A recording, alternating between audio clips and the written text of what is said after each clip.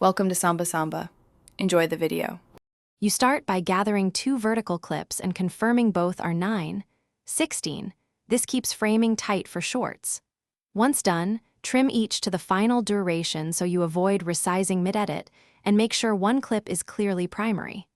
Open your editor with multi-track support and import both files. This prevents accidental overwrites. Make sure audio is balanced now so you won't chase volume later. Setting levels early saves time. Now arrange the 2 clips on separate tracks. Place one on the left and one on the right, or top and bottom, depending on your composition. Use scale and position controls to make each clip fill exactly half the frame. Snap to guides or grids to keep edges aligned. Once positioned, lock tracks you're happy with so you can edit the other without shifting. If you need border or spacing, add a thin solid layer between them. It improves readability and visual separation. Finish by rendering the final as 1080 x 1920 h, 264, and a moderate bitrate so YouTube processes quickly. This preserves clarity for shorts.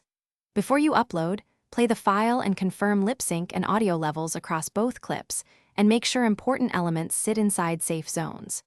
If you spot alignment issues or cropping on upload, reopen the project, nudge positions by a few pixels, or re-export with slight scale adjustments. That small tweak usually fixes edge clipping or overscan problems.